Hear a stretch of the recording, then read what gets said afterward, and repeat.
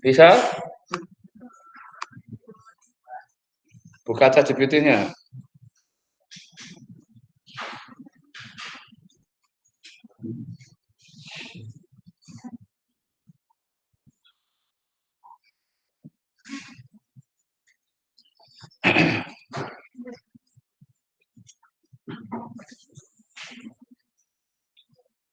Sudah dibuatkan. Nah ini sudah dibikin frame-nya, sudah ditunggu sampai selesai, terus di copy, ditaruh di open link-nya, nanti Anda bikin new file ya, jadi jangan di luar ya project-nya. Kalau sudah selesai.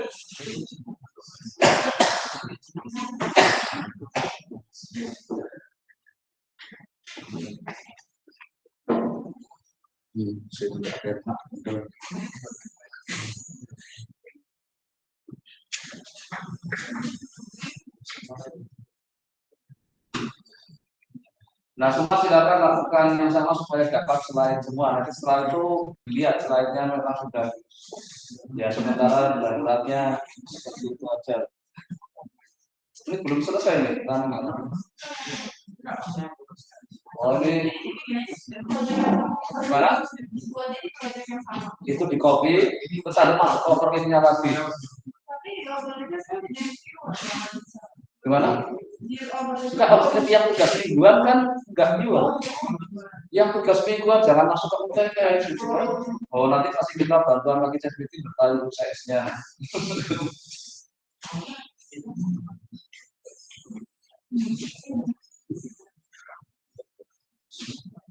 Nah, pilih itu yang sebelahnya apa yang banda itu. Selain itu. Selain apa yang minggu berapa ini minggu ke udah selain belajar dulu nggak apa-apa, besoknya diganti iya, iya.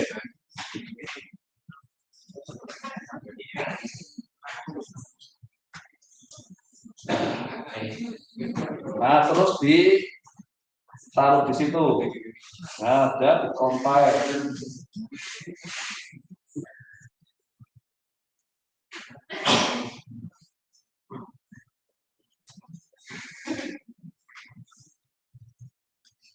Nah, kalau error berarti nggak beruntung. Kadang error juga.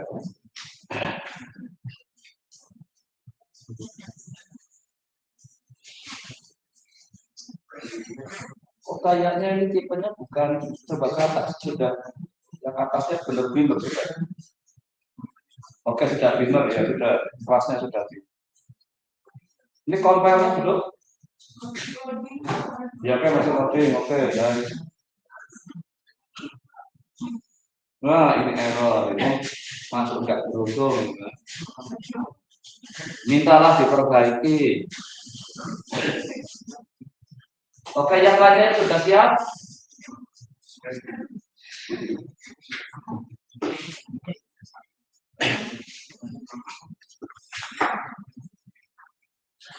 Berarti teksnya rumit itu kayaknya dari ChatGPT nggak bisa bikin.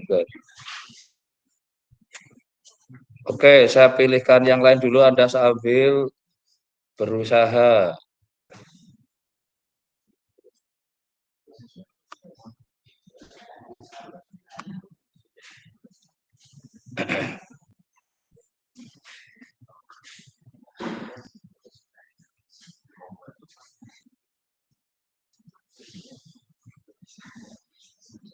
Berarti 92 dikurangi 79 berapa?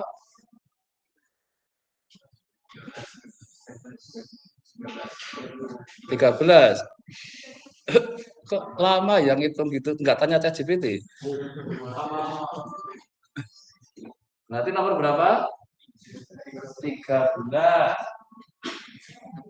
Siapa nomor 13?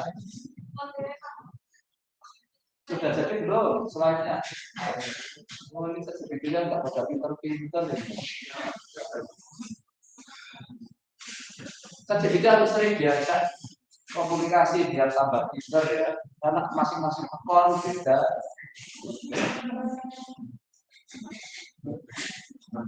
Berarti berikutnya berapa nih nomor? 54. 54 siapa? Muhammad Gilang Ramadan. Ada. Sudah bisa jadi selainnya. Wah, ini kan jadi syaratnya belum jadi lagi. Sudah bisa belum? Apa gara-gara koneksi internetnya ya ini?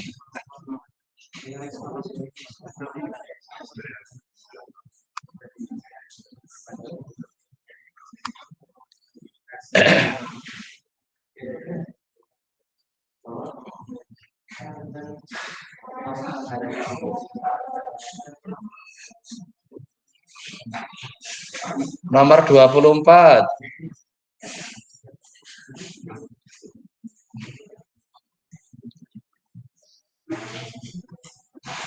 Aiska ada nggak?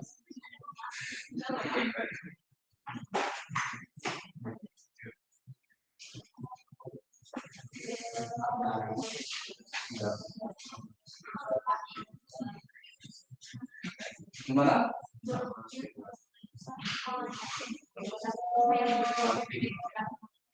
Kalau tugas yang dibilang sudah. Gimana? Belum ada tugas. Lalu jadi gak ada yang dikerjakan gitu ya kalau nggak dikasih. Minggu lalu ngapain minggu lalu? Nah itu ada apa di situ? Di sini ada yang gunakan asumsi atau kemarin kita bukan langsung di Sofi ya. Dan kebanyakan juga pada pergi semua. Di sini hanya cuma ada 10 lah, berarti yang 10 itu harusnya nih yang satu. Tapi ya di sini juga sama-sama enggak melakukan apa-apa. Coba yang di sini sekarang. Jadi dari kuda itu ada tugas apa? Enggak ada. Tapi sih nggak disebutin spesifik aja malah visi bilang kayak coba sesuatu di rumah. Dan ini sudah dicoba belum di rumah? Masak atau apa? Coba bikin proyeksi tapi orang. Oke, siapa yang melakukan tadi berita besar yang bilang ada nggak? Nggak ada.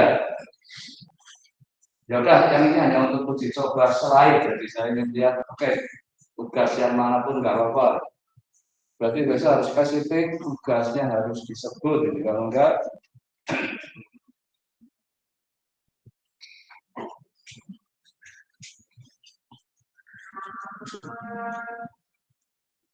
oke silakan yang sudah ada bikin slide. Mana? Nah ya kan sama untuk screen di sini. Ya kan ada screennya. Ini sudah. Ya udah saya udah. Oke, baik Pak. Nah, ini harus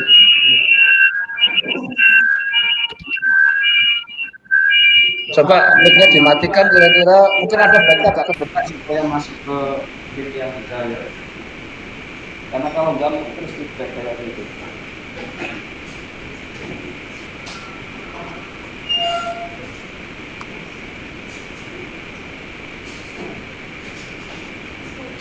Oke, silakan. Itu suaranya udah cukup keras ya, nanti udah masuk.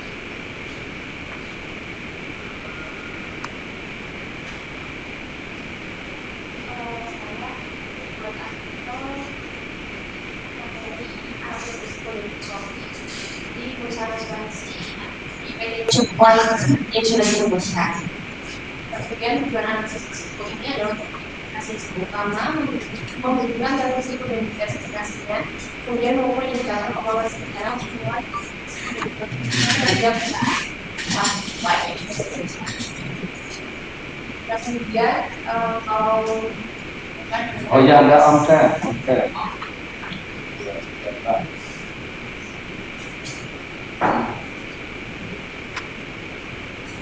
kemudian kalau digunakan dari saya yang sebelumnya terkait dengan risiko, itu beberapa risiko dalam PNCAP itu ada risiko asuransi underwriting, kemudian ada risiko likuiditas, yaitu yang tidak mampu memenuhi kewajiban jangka pendek. Kemudian ada risiko operasional berkaitan dengan informasi, kemudian ada risiko kredit yang memperlakukan kegagalan korporasi untuk membayar kewajiban keuangannya. Nah, kemudian ada juga risiko pasar yang sistematis digunakan oleh sering mengakibatkan kegagalan pasar. Kemudian saya akan mengambil formulanya. Kemudian ini kita menggunakan pasar sedangkan tanggal 1 berinteraksi menggunakan pergerakan pasar. Ini juga diformular akan kita. Kemudian ini ada dari terkait dengan diversifikasi yang tujuannya adalah untuk mengurangi risiko unik, tetapi diversifikasi ini tidak mengurangi risiko pasar itu sendiri. Kemudian korelasi portofolio yang rendah, artinya risiko rendah. Kemudian di sini saya memasukkan materi terkait model minimum berbasis risiko atau MMR, di mana MBJ mengukur kecukupan model perusahaan masuk risiko. Formulanya seperti yang sudah dituliskan. Kemudian berdasarkan PUBG 2013, itu standar MBJ minimal kurang lebih sama dengan 120%. Formulanya, kemudian dari PT Cabang Life Insurance yang saya analisis itu didapatkan data aset yang digunakan atau ADB sebagai berikut.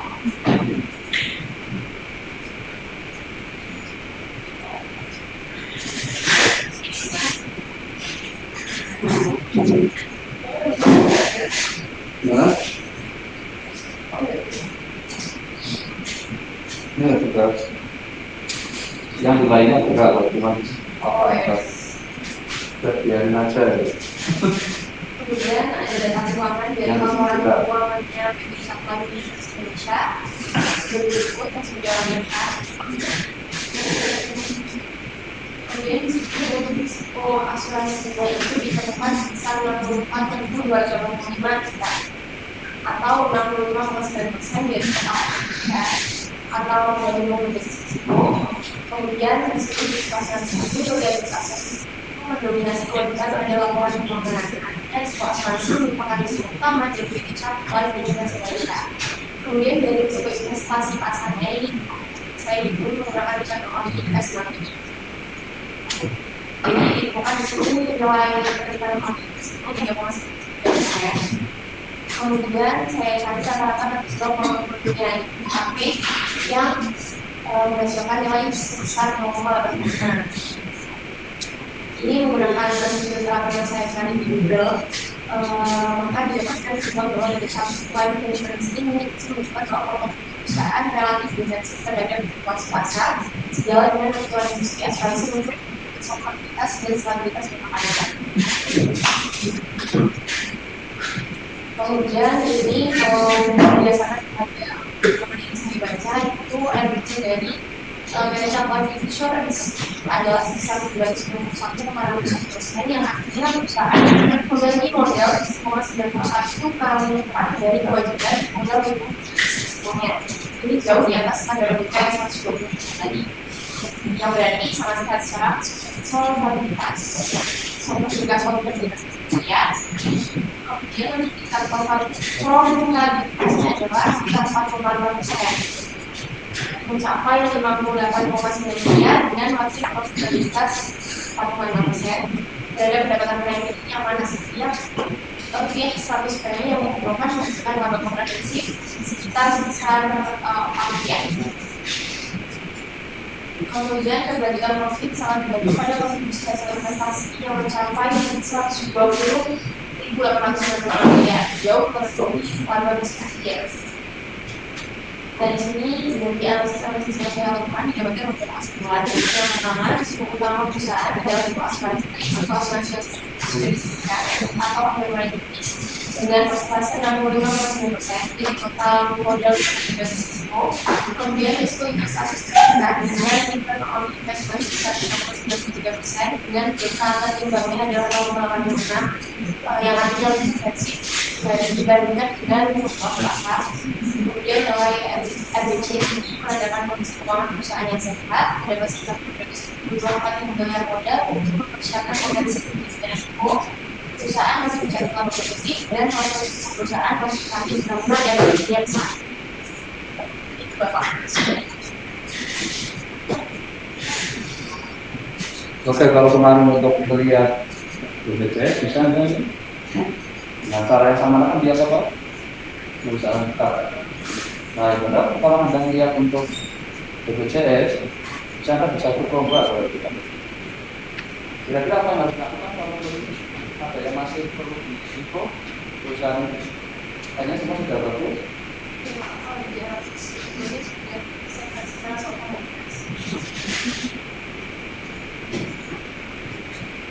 Ini sudah gopak tuh belum? Sampai kenapa baru? Biasanya yang dari dulu signal. Iya, saya dulu di asal namanya signal, tapi signal sudah bilang terus ganti nama, berarti ada pembeli yang ganti nama.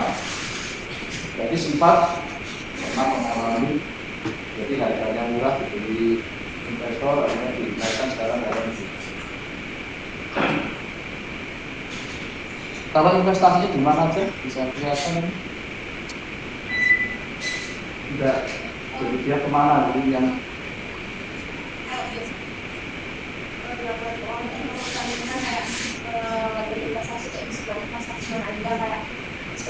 total investasinya berapa? Total investasinya 3 triliun. Oh, jadi ada nih deposito saham berarti ada deposito. Jadi itu ada cuma sahamnya apa? Bisa kita tadi yang penting di sini dia tetap juga ambil yang paling besar yang resikonya rendah kan ini yang obligasi. Jadi itu paling besar pada yang saya sebenarnya kan dari sini ternyata. Tapi saham yang bisa hybrid kayak juga bisa hybrid tapi di sini opsinya kecil. Tapi masih apa mayoritas perusahaan nggak berani di saham karena 2% sendiri dan 70% sama reksadana sudah termasuk yang profit. Sahamnya yang 3,6%.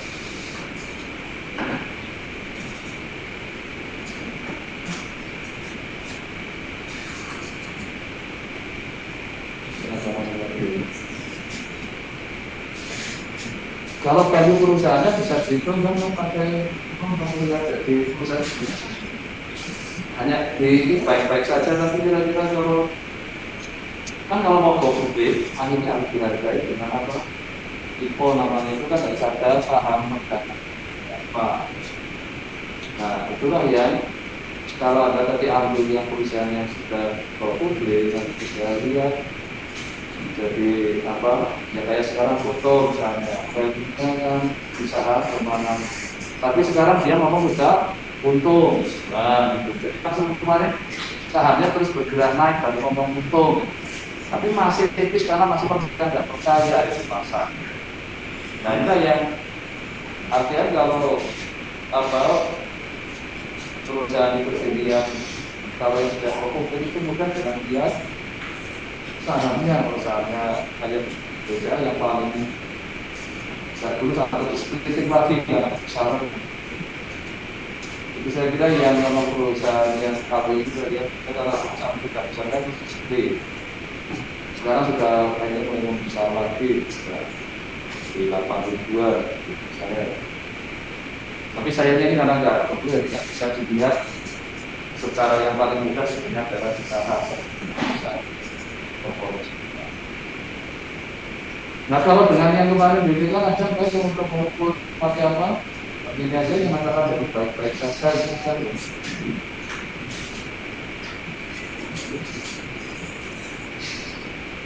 Tapi yang jadi pertanyaan memang ini kenapa saham kecil? Apa ada yang berani?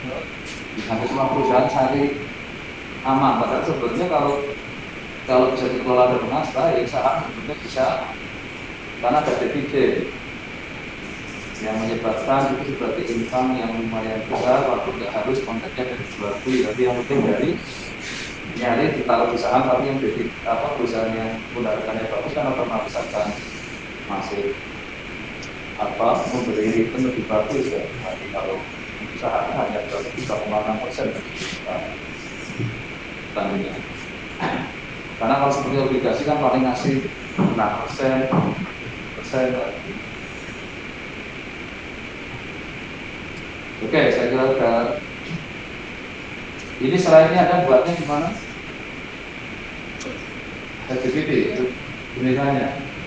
Ada yang ditambah ya, ada yang bilang LGBT kadang ikut intervensi kontennya. Jadi kemarin ada yang presentasi malam ini, sebetulnya ada apa di situ? Tapi justru dari situ kan yang penting adalah untuk mengawali, setelah itu ada benahi kalau memang ada beberapa hal sampai dia ngasih licin investasi juga memang ada sedikit ya. Enggak. Ada tambahin. Ini liannya ada. Bukan sedikit yang masih ada. Jadi dulu terus baru tambah-tambahin. Oke. Oke, lalu saya ada cukup ya sampai salah satu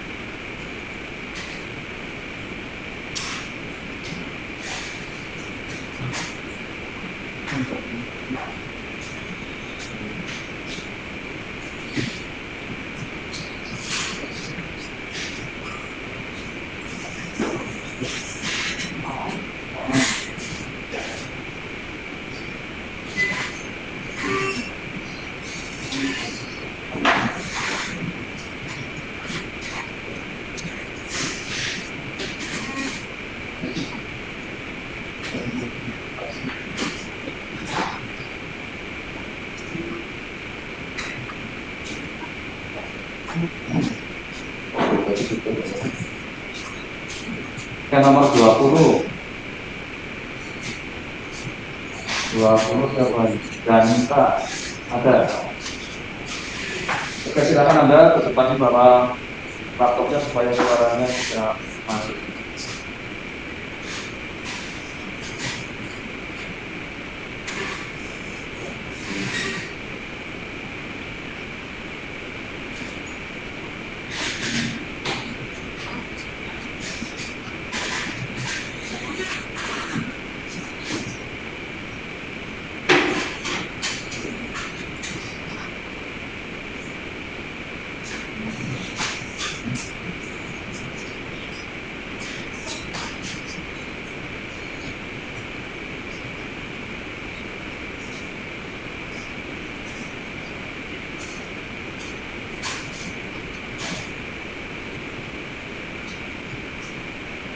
Oke, silakan.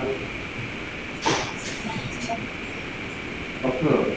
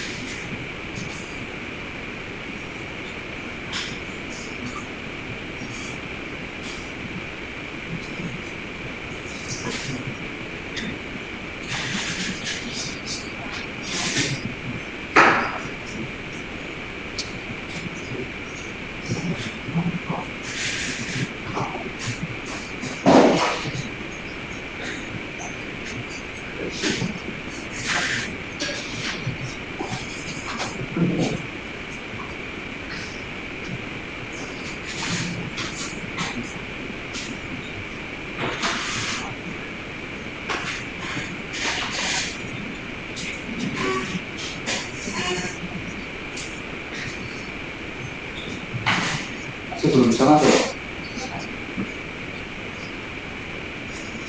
Mulai dari biasa.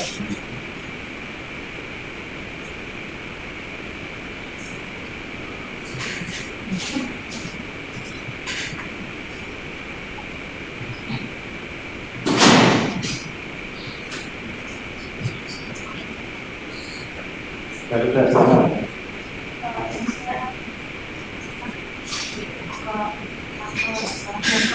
Selain pas administrasi berdasarkan dari pemimpin dan administrasi. Seperti yang kita ketahui bahwa suatu investasi dikatakan layak untuk dilakukan kalau misalnya investasi nol dan kalau misalnya kurang dari nol itu dikategorikan tidak layak. Oh ya, ini dipilih yang layoutnya yang paling bawah tuh, jadi cuma slide-nya aja yang kelihatan. Pilih layoutnya dulu. Layout, pilih layout dulu, layout. Terus yang paling kecil inline dulu.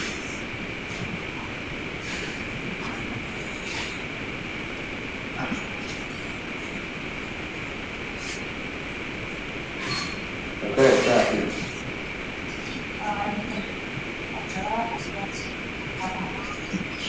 Atau emitennya disebutkan sebagai yang melakukan IPO pada 18.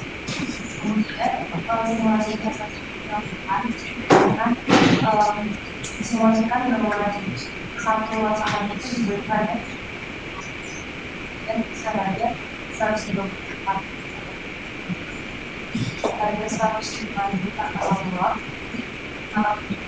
dan juga itu sekitar 62.914 dan dilakukan perhitungan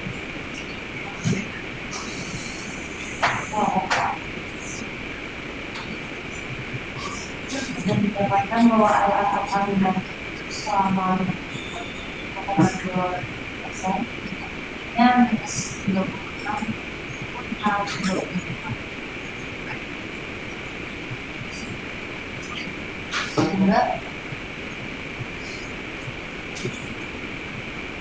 sehingga disimpulkan bahwa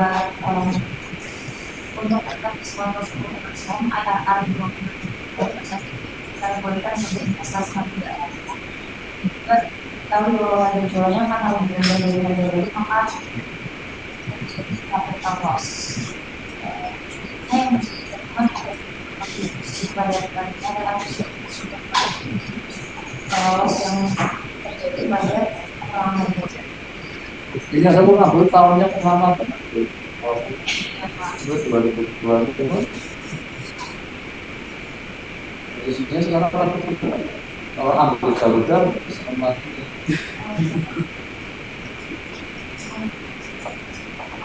Garuda pada berapa? Jadi ini bukan termasuk yang aku nggak tahu kenapa kok bisa turun, sekarang masih turun. Nah, itu dilihat kenapa perusahaan ada tahun tadi analisis seperti yang saya tadi kan yang satellite kayaknya enggak, karena asing nggak tahu nggak boleh dilempar di pasar Indonesia boleh, itu pasar internasional misalnya. Nah, tadi kalau misalnya pas analisis itu sambil lihat memangnya posisinya sahamnya makin turun seperti kasus Cerita itu lama-lama turun terus dan dia malah bukti akhirnya nah, ini resiko apa investasi di perusahaan yang mau kolab ya uang kita ya hilang, makanya kenapa saham datang ke situ. Tapi kalau obligasi biasanya kalau yang dibuka kalau apa perusahaan-perusahaan yang maka dicek dia utangnya di mana aja, maka aset-asetnya untuk membayar utangnya. Tapi kalau saham dianggap pemilik jadi ya nanggung resiko gitu yang besar ya juga. Nah, kenapa punya saham itu resikonya adalah bisa kita uangnya hilang kalau lagi. Jadi kan perusahaannya nggak dianalisis kenapa ini kok jadi makin turun belum ya kan nanti dilihat untuk apa cara begini kan kita memang bagaimana menjaga kemarin intinya kuliah itu apa perusahaan value-nya naik. Jadi kalau Anda dijadikan direktur di Tugu kira-kira buat apa supaya apa Tugu bisa nggak naik lagi. Ya contohnya sekarang apa Menteri Purbaya bikin apa gebrakannya IHSG dari 6.000 sekarang sudah 8.000 sampai pada ini. Kenapa kok bisa sudah menembus itu? Harusnya masih dianggapnya masih 8.000 mungkin tahun depan. Nah, dia katakan dalam 10 tahun bisa jadi 32.000. Nah, kira-kira apa sih yang rasional yang bisa sampai seperti itu? Berarti kalau IHSG naik sampai 2.000 berarti banyak saham-saham perusahaan yang juga naik karena IHSG terdiri dari saham-saham perusahaan yang ada di pasar itu. Nah, silakan ya nanti tambahin kalau yang kebetulan apa turun. Sekarang kan ada yang aktualnya belum turun tapi sudah jadi direktur. Siapa yang buat ini? Kita terus. Angkatan pertama sudah tahu. Jadi saya agak sayangkan itu. Kenapa? Karena saya lagi mendorong yang di industri aja pada naik salah satu sampai dua atau bisa itu ya karena apa? Yaitu ada beberapa kalau yang sudah merah itu dan nanti saatnya sudah apa? Karena di yang memang mayoritas sih ya juga kalau yang kalian sampai karirnya sudah ada sih. Ya kayak saya kira sudah cukup masih betul. Ya kayak sementara saya sambung dulu itu karena Bu Sofi kelihatannya nggak bergabung ya sudah. Oke, ya, tadi tambah lagi sekarang kita lihat dulu.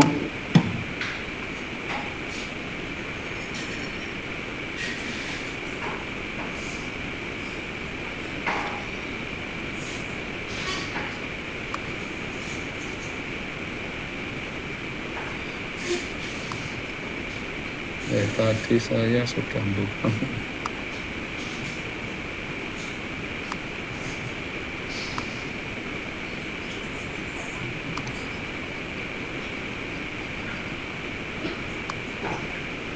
Saya harus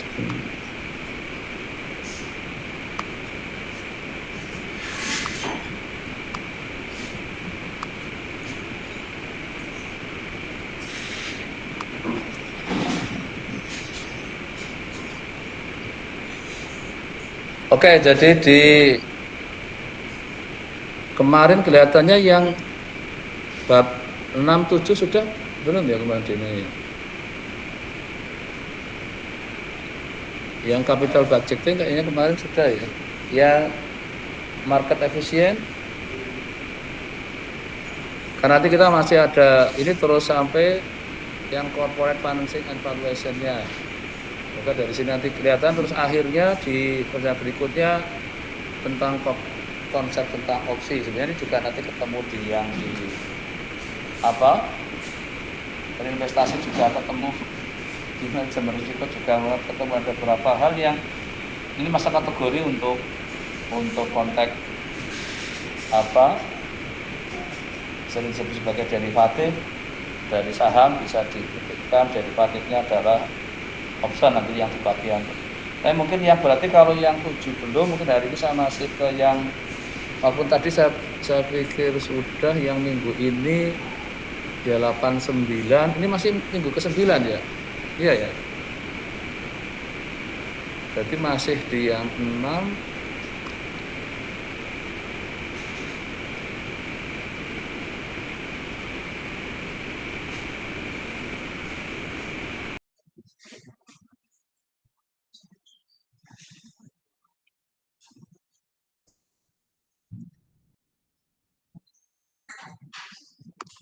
Ya kalau nanti kalau memang itu ke yang 7 enggak. Ini yang 7 nanti saya buat di yang minggu depan nggak apa-apa. Mungkin yang sekarang kita lihat kembali yang di bab 6-nya coba nanti secara detailnya.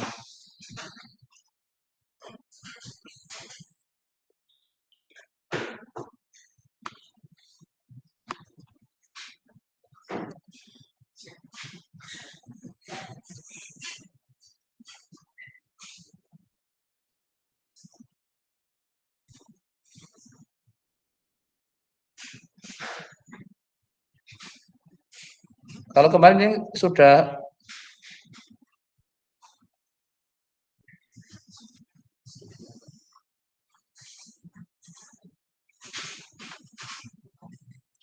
ini tentang saham, ada dua namanya apa yang kalau kita ada preference stock ini nggak punya hak suara tapi masih bisa dapat dividen.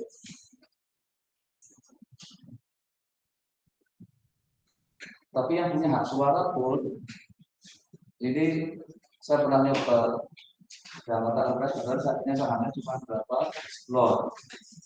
Tapi kalau pada saat mau bersuara mau ngomong suruh menyebutkan sahamnya, yang ini nggak jadi kan, ya malu ya jadinya. Jadi akhirnya yang banyak yang bersuara padahal orang yang memang yang otomatis yang besar itu yang akan mengalahkan menjadi direksi. Kalau tanda direksinya enggak ini bisa aja diintegrasi. Nah untuk yang oleh biasanya hanya berharap dari dividennya.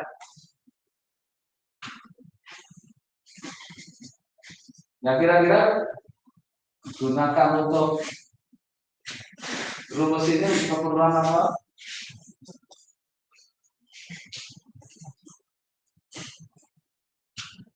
Gimana tidak ada yang mencoba ini? Mengukur apa? Apa yang dibutuhkan itu? Ada DP, ada P0, ada R. Bisa nggak diperoleh dengan mudah informasi itu? Yang akhirnya kadang kita akan mendapat apa yang jelas informasi biasanya kalau mau LS akan dapat dividen berapa. Ini yang terakhir ini kayaknya lagi tadi saya lihat misalnya punyanya Medco itu kasih Rp28 per lembar. Biasanya kan di awal-awal tahun dialami saham ini kok di akhir tahun ini. Kalau Goto nggak perlu dapat sebelum kan, tapi dia pamer Q3 sudah untung berapa ini, ya. Di beritanya dia pamer dia mulai untung.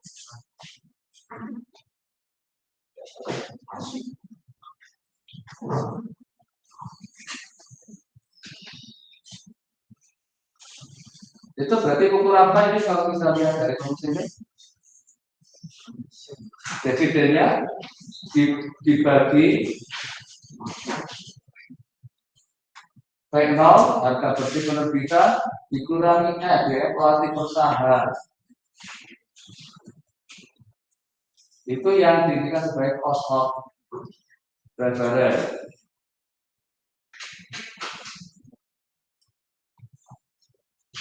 Kalau DP dividen hitungnya dari mana? Perusahaan itu akan bagi berapa dari harus punya keuntungan itu. Karena nggak boleh membagi kerugian tapi untung dulu berapa. Nah kira-kira yang bisa dibagikan berapa?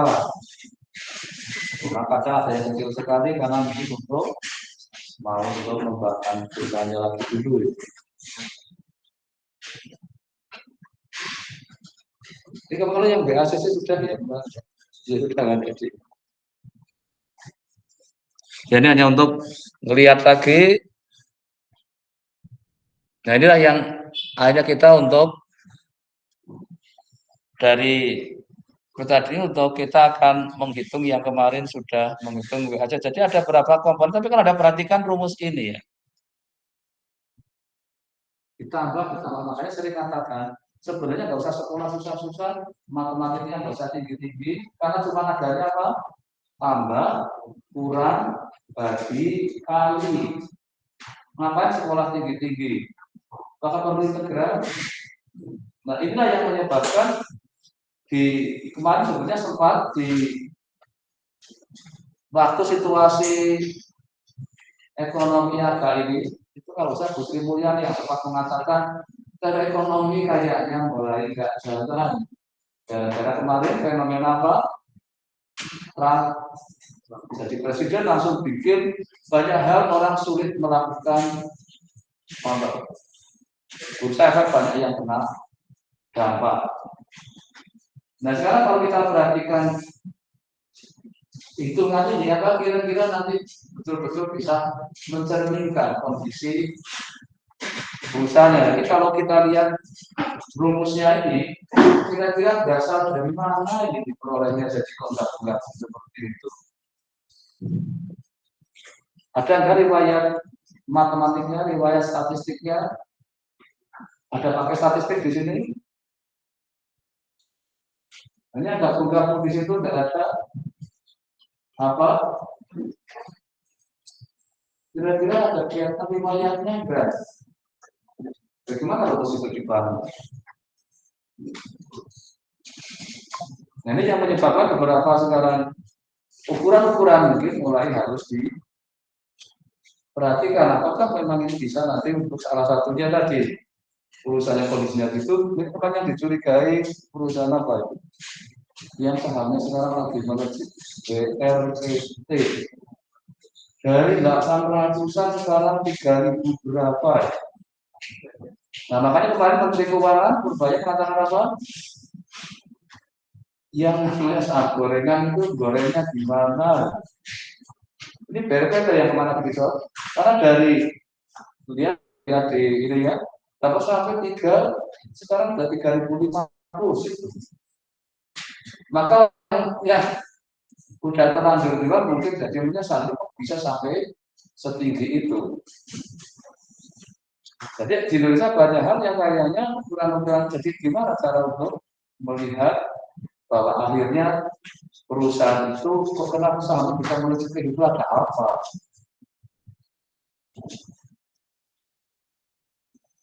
Dividennya kira-kira besar nggak baginya? BRPT nggak tahu sudah coba BRPT berarti sahamnya tadi dari dividennya berapa Rp1? Kok kenapa ada orang banyak memiliki dengan harga yang sampai 3.000 ada yang masih mau beli? Nah itu yang fenomena dari konteks kita sekarang lagi melihat suatu perusahaan dilihat dari sisi finance-nya itu ya. Kadang nggak logis itu ada apa? Nah ini rumor-rumor akan keluar di berita ininya ada indikasi apa? Dividennya teman-teman Rp1 ya, BPT. Rp1 kok ya, orang mau mengeluarkan dananya sampai sekarang itu harga 3.000-an itu ada yang mau beli. Kan nggak logis ya. Yang dekat itu adalah BNI yang sekitar 4.000-an. BRI 3.000 berapa. Yang dekat dengan si BRPT. Padahal BRI kemarin bagi dividen berapa? 2 kali apa 200-an itu sampai dia terus 2 kali. Nah makanya nanti silakan Anda coba menyoroti beberapa, mungkin kalau nanti ada untuk yang tugas itu adalah coba perhatikan perusahaan-perusahaan yang terutama yang sudah go public aja lah ya, kita mudah apa ada hal yang nggak logis mungkin di situ. Nah silakan siapa yang mau lihat BRPT. Karena dia naiknya kalau nggak salah dalam cuma berapa bulan dari 800-an jadi sekarang 3.500, hampir mendekati BRI itu 3.800. Itulah yang fenomena yang di apa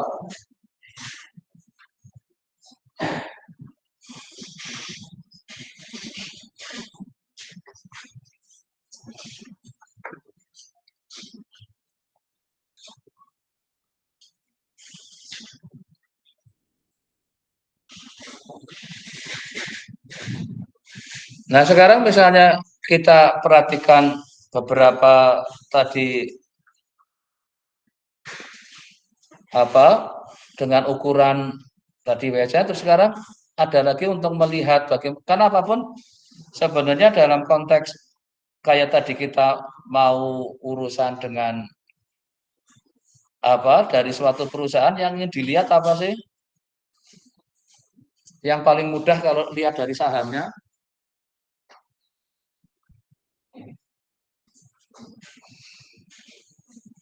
Nah, nanti kalau mungkin ada perhatikan beberapa perusahaan-perusahaan yang memang ya kategori anomali, atau mungkin kalau yang sekarang lagi disebut kemarin oleh Menteri Keuangan adalah yang saham gorengan. Saham gorengan berarti perusahaannya apakah penjual gorengan? Karena dia bisa menggoreng terus.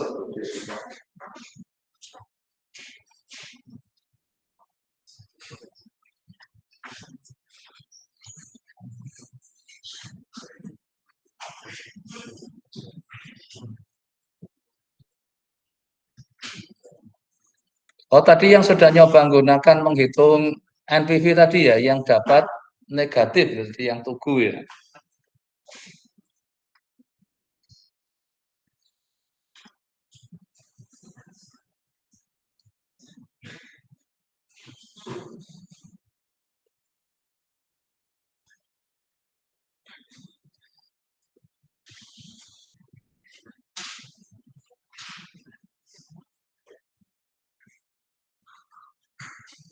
Nah, ini juga sama konteksnya untuk ada beberapa rumus yang mungkin ada juga kira-kira mencerminkan apa di perusahaannya. Ini juga kalau lihat rumusnya juga sederhana lagi, hanya ya pokoknya kalau nggak dikalikan, dijumlahkan, dibagi, nggak pernah ada menggunakan akar kayaknya.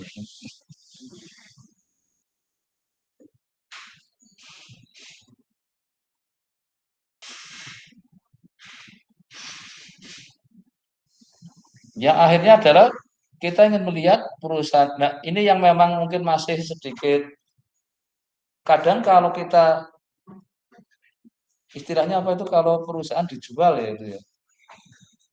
Mungkin ada yang terakhir kayaknya kemarin apa ya, misalnya di perusahaan kalau dijual terus harganya gimana? Kalau jual rumah, kan ya ada juga itu ya. Jadi akhirnya diambil alih, ganti pemilik, terus akhirnya namanya juga diganti. Kalau yang lainnya, kalau yang mungkin untuk olahraga klub sepak bola itu juga bisa diperjualbelikan. Berarti harus ada akhirnya suatu value yang akhirnya kita bisa untuk menentukan layakkah dengan harga segitu.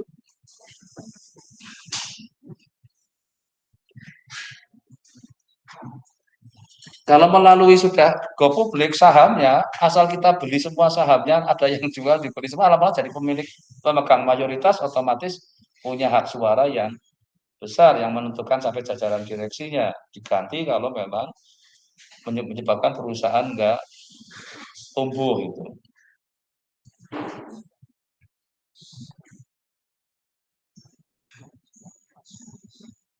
Nah, sekarang untuk tadi produk juga kita bisa untuk ada lagi untuk di sini. Kalau melihat rumus ini, rumus apa ini? Kalau ada perhatikan ini, mirip dengan rumusnya apa ini? Kayak yang obligasi itu ya. Juga konsep present value tapi gunakan apa? WACC-nya.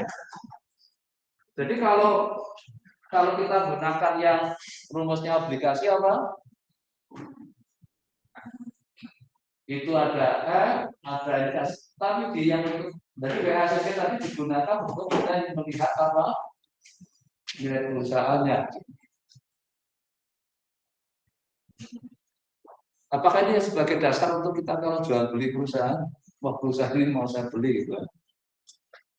Nah, selama saya masih mau beli, berarti perusahaan itu masih tidak harus tutup. Ini kasus Tritex, saya nggak tahu kenapa harus akhirnya ditutup kan itu. Karyawannya berapa kan harus dirumahkan. Jadi setelah kita menghitung WACC-nya, nanti kita bisa untuk menghitung apa? Nah, ini kalau lihat rumusnya adalah mirip dengan apa? Menghitung rumusnya obligasi, mungkin kalau ada masuknya. Konsep present value tapi yang digunakan untuk mendiskontokan adalah WACC-nya tadi. Nah, silakan Anda mencoba berbagai apa? Nomor sini untuk melihat perusahaan dan akhirnya adalah kalau nilai ekuitas adalah seperti nanti related nggak dengan harga sahamnya. Maka sering saham kan sebagai ekuitas ya. Nah, coba nanti yang sudah go publik aja ya, yang dilihat terutama yang sekarang sedang situasi harganya.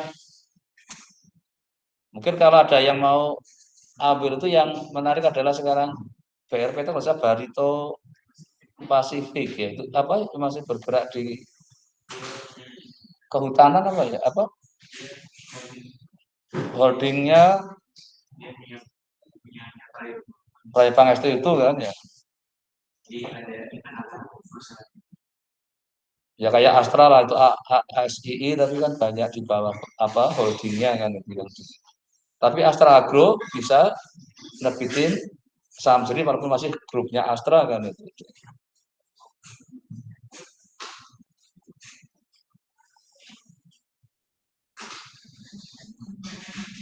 Nah, tadi yang akhirnya yang apa untuk melihat ini adalah dia positif apa? Tadi yang tuku itu kok ya negatif ya, jadi nggak tahu di ini.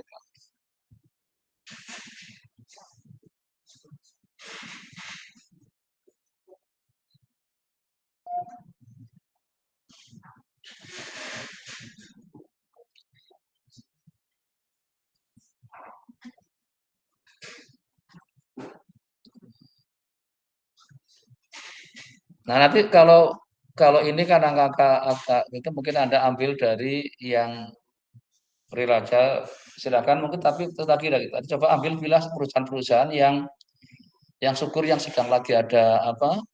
Menurut saya anomali ya tadi. Misalnya BRPT itu saya betul-betul lagi ada apa di situ.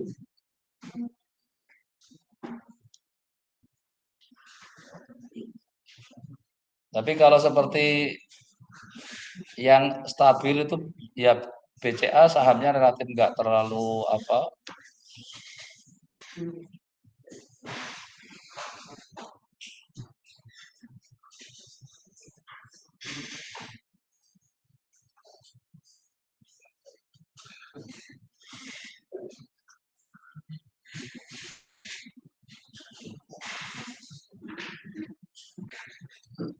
Nah, ini kemarin ada saya ambilkan.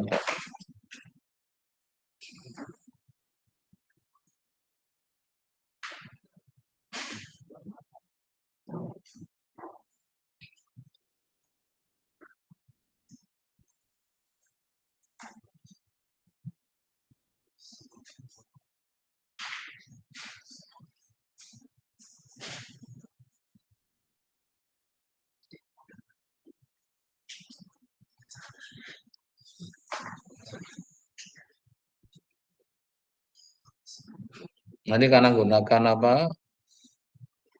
Tadi contoh untuk di sini berarti apa ini? Dari BACC-nya 0,086 terus untuk 0,114 NV-nya masih 3 IRR-nya juga PP 3 tahun. Free cash flow-nya tadi ya rumus-rumus yang tadi dicoba. Terusannya ke ininya value-nya jadi sekian.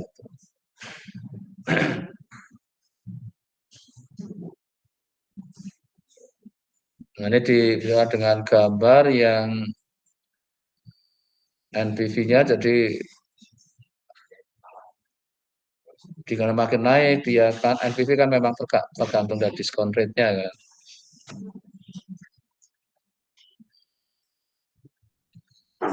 Tingkat yang membesar ya otomatis mesti harganya dia akan turun. Nah, pada titik ini tadi di 25 maka NPV-nya jadi ini tapi lama bisa sampai ke negatif itu.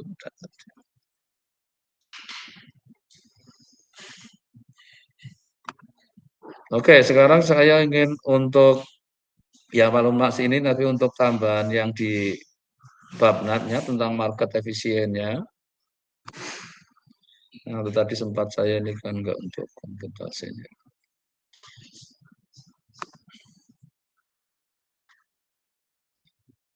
Tadi sudah oleh saya.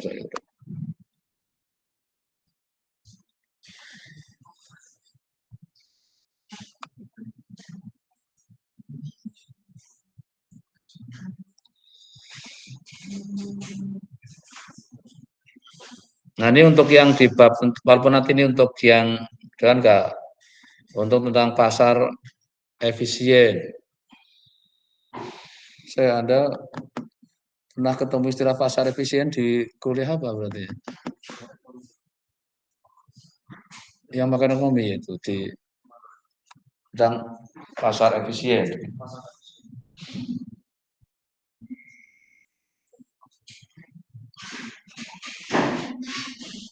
Ini kan salah satunya di beberapa tentang di teori adalah minta salah pada pasar efisien, padahal enggak selalu kondisi pasar adalah efisien. Nah, ini yang ada beberapa teori kalau minta asumsi pasar efisien maka pada saat diimplementasikan di yang enggak ya jadi otomatis enggak tepat. Kayak kalau di statistik sering ininya adalah kata normal, senjata yang paling sering dipakai biar gampang urusannya. Padahal fenomena normal barang langka, gitu kan. Nah, ini kadang pasar efisien dipakai sebagai untuk apa syarat asumsi suatu teori-teori di ekonomi.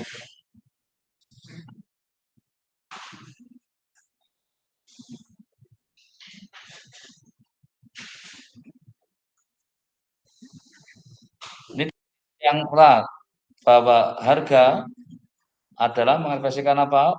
Pas market information. Harga yang lama dan volumenya.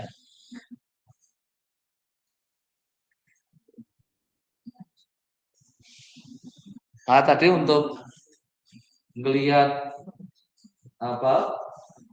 Oh, yang mungkin yang kebetulan apa di kuliah yang tadi tentang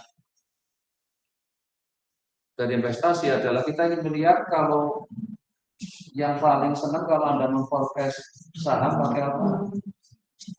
Saham besok harganya berapa? Berarti kan sama saja sebenarnya adalah Anda ingin melihat seandainya saya beli saham sekarang, minggu depan saya jual, saya akan untung. Jadi caranya gimana? Tanya ke GPT. Kita dipikirkan dan bukan dia. Nah, kalau kita pakai statistiknya, ya kan, mungkin Anda kan sudah belajar RW kan itu. Tapi apakah juga semua model yang di runtuh waktu itu sekarang sudah saya punya ini untuk melihat ke depan mesti juga aman? Karena banyak faktor yang harusnya terlibat, tapi karena kita nggak bisa masukkannya, kadang bisa jadi meleset. Jadi walaupun sebenarnya, tapi apakah ini kalau kita pandang dengan yang seperti ini, pas market information sebenarnya apakah hanya harga masa lalu? Ini kan saya katakan yang penting harga dan volumenya, karena volume artinya apa? Banyak orang yang bertransaksi aktif. Dan di harga berapa? Padahal transaksi di saham itu mirip seperti orang lelang kan. Saya minta ini kalau saya ingin beli di situ tapi nggak ada yang jual di harga itu ya nggak ketemu gitu. Saya ingin jual dengan harga itu tapi nggak ada orang yang mau beli ya nggak akan ketemu harga itu. Karena kadang hanya cukup dengan melihat harga dan volume dianggap sudah cukup gitu. Untuk melihat apa harga yang sekarang misalnya seperti itu. Padahal faktor lain kadang mungkin sudah, nah inilah yang disebut sebagai work from efficient. Padahal yang melihat dari, maka sering untuk di pasar yang efisien maunya ya harga sekarang sudah mencerminkan yang semuanya yang lalu itu. Nah itu yang nggak mudah kadang. Ini maka saya tadi penasaran yang BPT kok bisa sampai sekarang apakah itu harga yang sudah bisa diklaim sebagai ada apa di masa lalunya kok bisa sampai sekarang dan kelihatannya sekarang masih bertahan di hampir berapa bulan bertahan di 3.000-an. Itu yang artinya itu ada sesuatu yang apakah itu memang karena yang dikhawatirkan kenapa Menteri Keuangan menyatakan perlu diberantas diurusi yang saham gorengan. Apa tugasnya pasar bursa? Artinya bursa efek itu tugasnya siapa? Nah, kasihannya nih kalau ada orang sudah beli BNPT tiba-tiba kembali lagi ke harga 800 nggak langsung pening gitu nanti kan.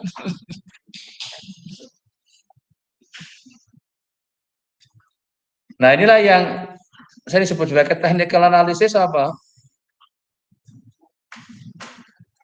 Kan sering technical itu kan kalau di ini kayaknya untuk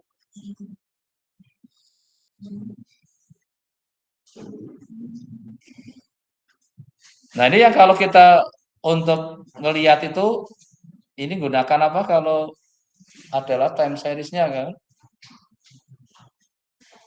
melihat ada autokorelasi enggak yang paling jadi autoregresi baik itu ARIMA sering diandalkan untuk melihat masa depan ini yang mengembangkan adalah support itu untuk melihat ada autokorelasi enggak jadi yang masa lalu mempengaruhi yang sekarang ini gunakan rantai yang di non parametrik ada varian rasio test unit test. Nah, kalau random walk itu adalah yang yang akhirnya dikembangkan jadi ada gerak drone itu awalnya dari random walk. Dan yang akhirnya kan yang digunakan gerak drone itu drone in motion. Terus akhirnya yang nanti di materi akhir kita akan ketemu opsi itu adalah yang akhirnya dapat Nobel itu hanya dia menggunakan model yang sering disebut sekarang jadi model Black-Scholes. Harga berdistribusi apa?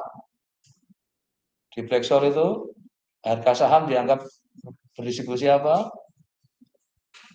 Normal, return-nya normal. Apakah mudah kita nyari yang return-nya normal? Nah, ini yang di kuliah tadi pagi yang tadi sedang saya tugasi bagaimana dia melihat itu untuk karena saya minta kalau seandainya beli sekarang untuk minggu depan bagaimana? Perusahaan apa yang mau dipilih? Supaya apa? Kita enggak rugi kalau salah milih itu.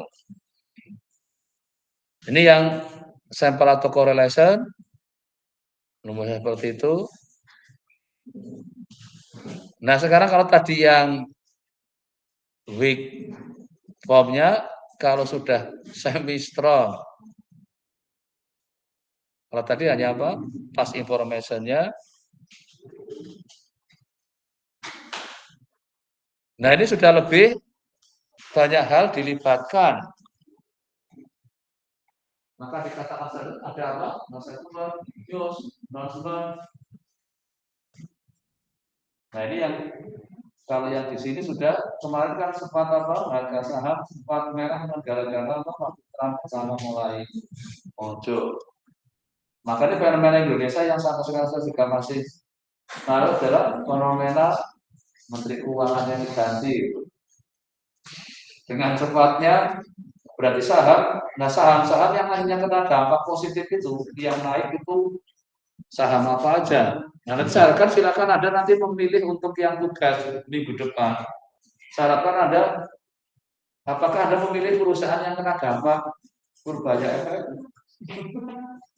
Karena fenomena menterinya diganti, menteri keuangannya betul-betul di pasar modal kelihatan sekali. Berarti apa? Apakah benar efek konteks situasi perusahaannya? Apa hanya sahamnya itu jalan sendiri? Ini yang seperti yang BRPT itu bisa sampai 3.000-an itu sebenarnya ada apa? Nah, nanti untuk ini berarti Anda masuk ke wilayah yang sudah, kalau tadi yang big form-nya adalah apa? Hanya melihat past information-nya, seperti Anda menggunakan apa? Hanya ya data masa lalunya. Untuk nah, sekarang dengan yang menggunakan konsep service law ini sudah ditambahkan ada informasi apa ini? Intinya sudah tidak hanya ya harga masa lalu saja. Tapi kalau kita lihat di ya tadi ada yang katanya sudah punya akun apa namanya tadi itu. Jadi saya minta ini sudah dia pakai uang beneran buat analisanya karena dia banyak baca. Nah inilah yang artinya masuk ke wilayah apa? News. Sudah mulai dilihat. Langsung ada pengumuman apa? Nah, ChatGPT juga kadang kalau dimintai rekomendasi itu dia juga akan mengeluarkan berbagai macam informasi yang ada. Nanti pada saatnya kita ingin melihat dalam konteks ini yang semisal sudah mulai nambahkan informasi. Terutama di sini adalah news yang kadang efek sekali terhadap apa? Nah, mungkin yang jadi pertanyaannya adalah kembali lagi tadi, apakah saham langsung secara langsung mencerminkan kondisi perusahaannya? Nah, inilah yang kadang kita maunya kalau udah publik, saya ingin lihat sahamnya aja, maka perusahaannya otomatis senada lah dengan itu.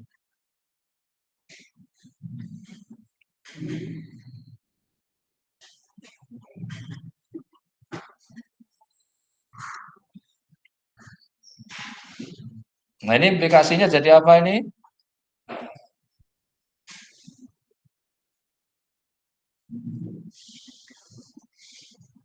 Not predictable abnormal. Kira-kira mudah jadi prediksi itu kerjaan statistik itu sepertinya kayak, maka kalau kita mungkin ada waktu kuliah di PRRW ya rasanya, wah ini forecast-nya aman itu dengan A5 dengan apalah itu dia.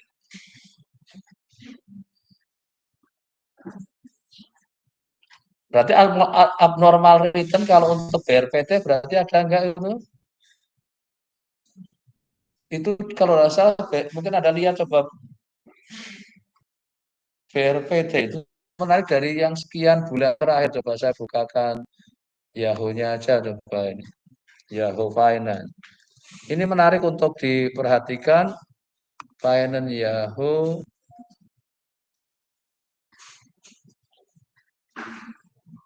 Nanti silakan ada yang coba ambil perusahaannya. Waduh ini kok lambat ya. BRPT ini fenomena yang betul-betul mana B ini BRPT perlu apa itu .jk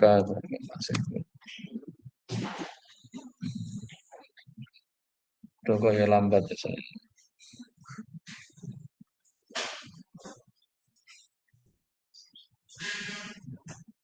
Oh ini saya enggak login. Kok enggak ngefek ini? Sama sekali enggak respon. Oh, udah.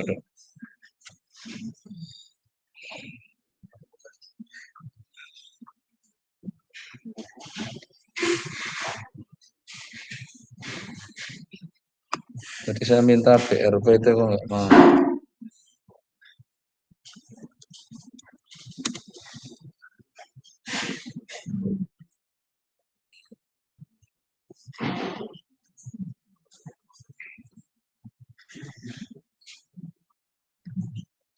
Oke lah ini masih agak susah.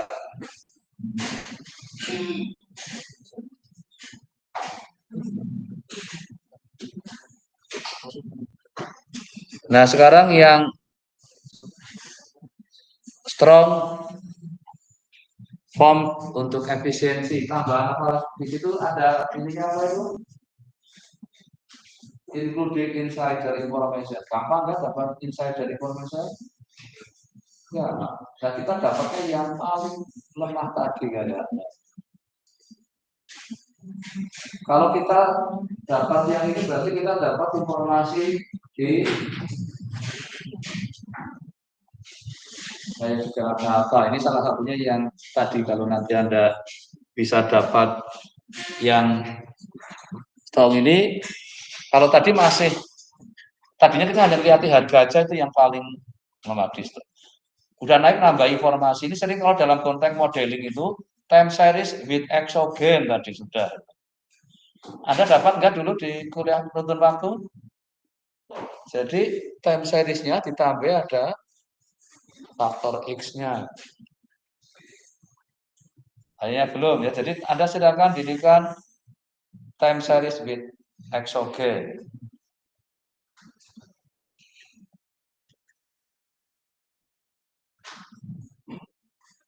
Jadi kadang ada di harga titik pada itu tadi yang untuk apa tadi yang semi.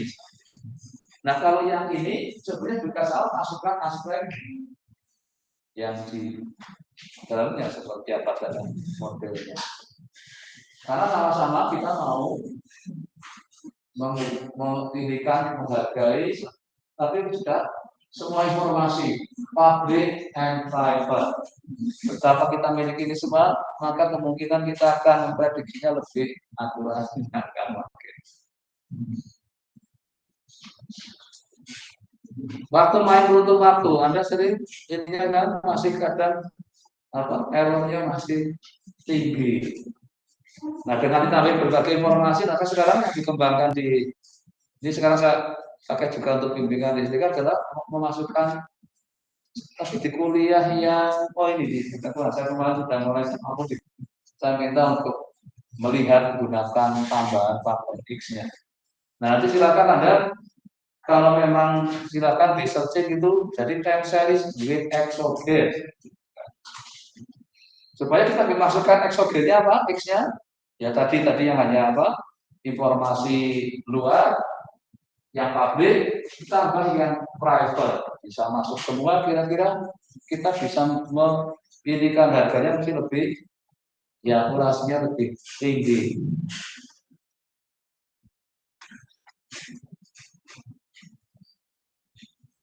Makanya di yang tadi untuk di tadi pada saya minta Anda beli saham apa saya minta ada dasarnya saya lihat besok ya saya minta menerapkan semua mata kuliah yang sudah pernah diambil.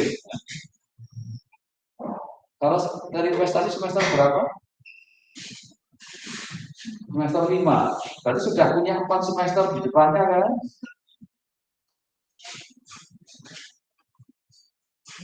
Kalau ini semester berapa nih mata kuliahnya? 3. Berarti baru punya 2 semester.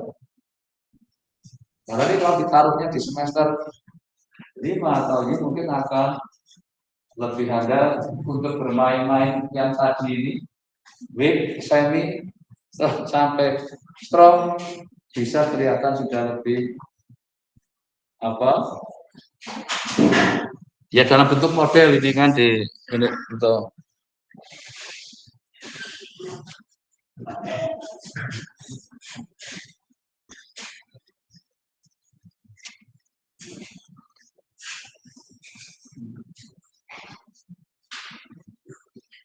nah ini yang soal di ini kan kenyataannya mungkin di prakteknya ada yang ya akhirnya punya.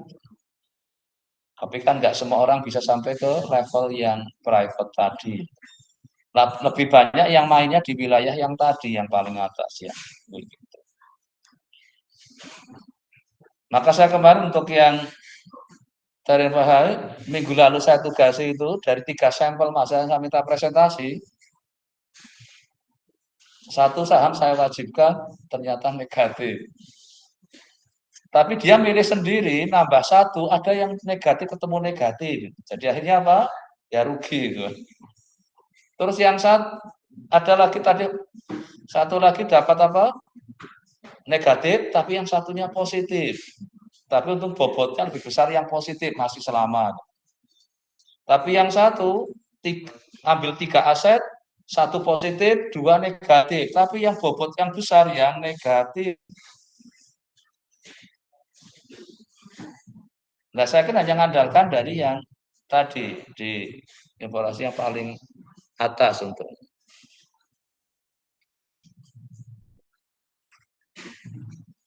Nah, sekarang kita ingin lihat benar nggak ini kalender anomali, January effect, weekend effect. Ada nggak weekend effect? Ini kemarin saya uji cobanya adalah saya minta beli Jumat besok dijual ke. Jadi kalau ada yang beli Senin dijual Jumat. Jadi kalau Jumat banyak yang jual karena apa? Untuk acara weekend. Nanti setelah itu Senin saya beli, Jumat saya lepas. Tapi kalau Januari kira-kira apa? Kenapa kok Januari jadi perhatian juga? Karena berdasar laporan tahunan yang keluar di Desember, orang pada memutuskan apa? Januari saya mungkin harus mengganti saham dan jangan perusahaan yang itu portofolio saya ubah di Januari. Tapi apakah jadi ini masih berlaku di kita juga ada? Nanti silakan Anda perhatikan, berarti Anda perhatikan apa? Harga saham di bulan Januari dan kira-kira kalau di akhir apakah benar polanya? Nanti di akhir ada sesuatu yang disebut sebagai apa? Anomali. Ya kalau dia secara berbentuk jadi memang ada sesuatu yang kenapa di akhir minggu sama di Januari.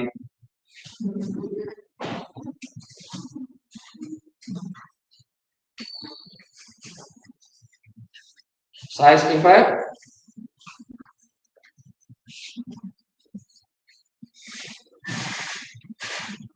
Nah, mungkin ini masih ini segera mau tutup ya. Ini Goto sudah mari lagi ke sini ini. 61 lumayan udah bergerak tadi dari 5. Tapi masih berkutat di area ini. Nah, tadi yang BRPT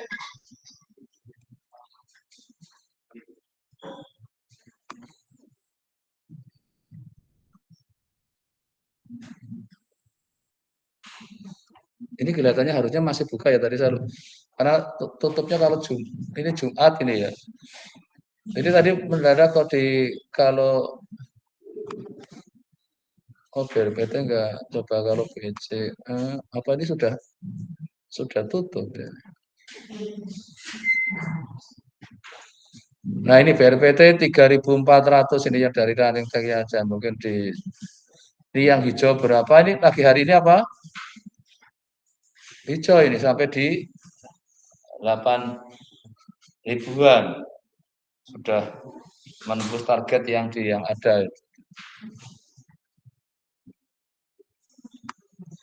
Oke, kembali nanti silakan coba yang ini nanti masih mungkin kita bahas lagi di minggu depan, tapi saya akan Anda sudah mulai mencoba bab ini untuk ngurusi apa. Jadi sekali lagi Anda coba kritisi perusahaan yang sudah go publik aja ya. Tadi kalau contohnya apa? Nah, kalau Tugu itu sudah go publik. Jadi ada sahamnya Tugu singkatannya apa? Tugu juga ya. Karena saya belum pernah beli Tugu. Karena perusahaan asuransi masih untuk di Indonesia situasinya masih berat, makanya go publik masih. Kayaknya baru Tugu ya. Apalagi asuransi. Pakai MSPL ya yang ini. Tapi ya asuransi utama. Oh, langsung dinikah. Tapi kayaknya yang masih bisa digoreng. Yang ngeri kalau yang masih bisa digoreng adalah kita harus waspada terus, jangan sampai tiba-tiba sudah digoreng kosong kita nggak tahu.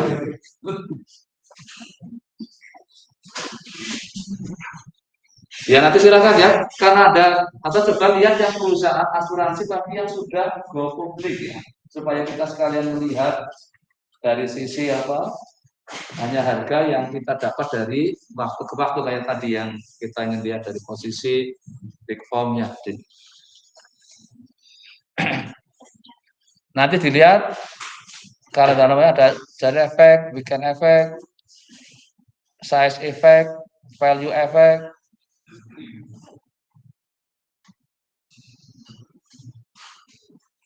Nah, nanti yang salah satu adalah abnormal return. Berarti kalau return distribusi normal, sesuatu yang kenapa dianggap barang langka karena apa? Kayaknya sulit itu ya dapatkan yang itu. Tapi anehnya yang dapat Nobel dulu di finance adalah gunakan teorinya adalah returnnya normal, harganya normal. Itu kombinasi orang matematik tadi dengan orang ekonomi dapatlah Nobel itu Black-Scholes itu tahun 77. Kalau Angel kayaknya sudah melihat variansi nggak konstan, berarti apa?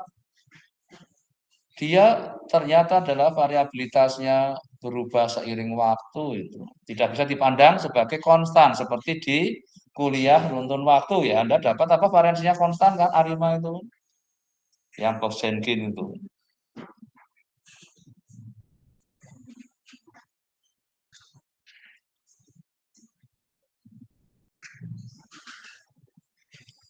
Ini yang momentum, nanti 3 sampai 12. Nah, post earning non straight.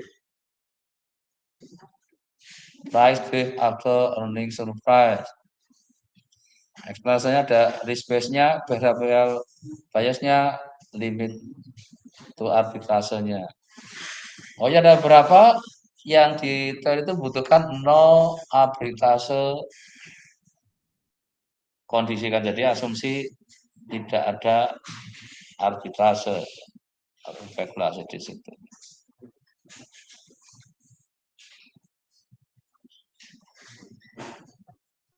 Nah, behavioral finance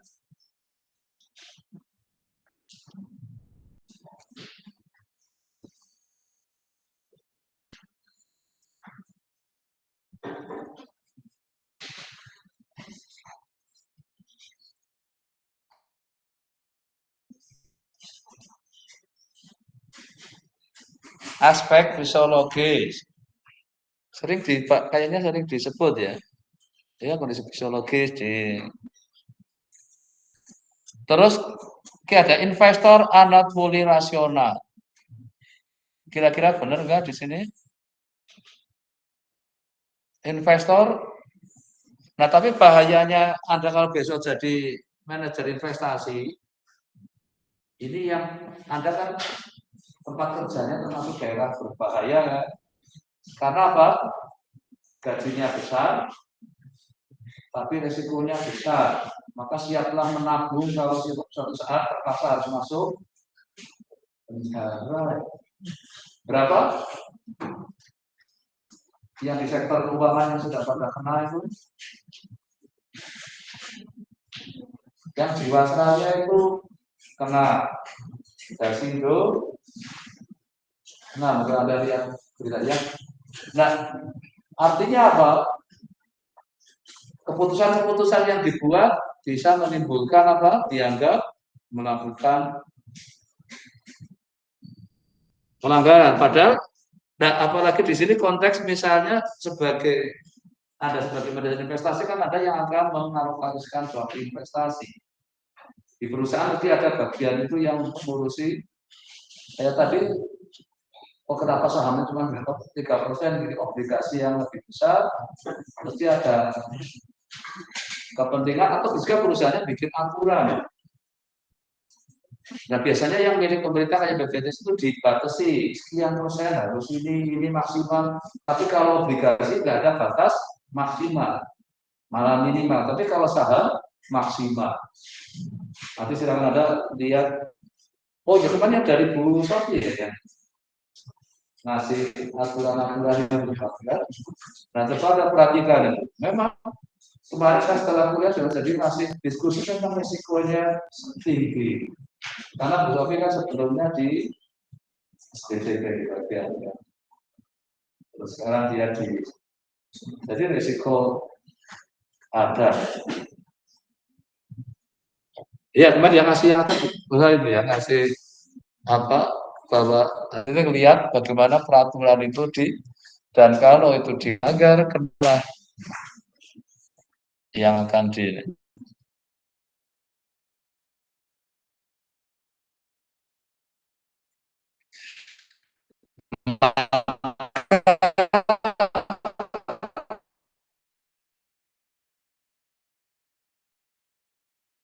mesti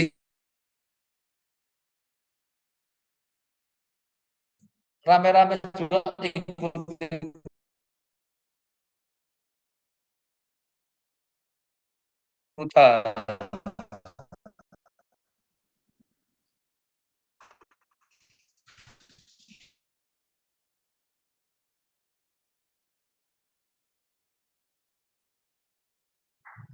Oh, yang di sini saya salah satu Yahoo-nya karena masih saja lupa nggak sign in. Jadi kalau saya ini sebenarnya di Yahoo kita bisa bikin seolah-olah kayak jual beli beneran tapi dengan harganya beneran tapi uangnya yang nggak beneran.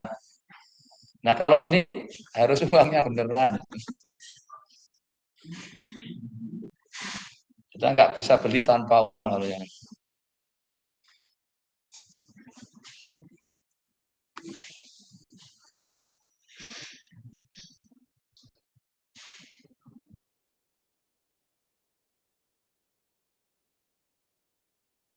investor psikologi pricing. Ini untuk yang kognitifnya, overconfident.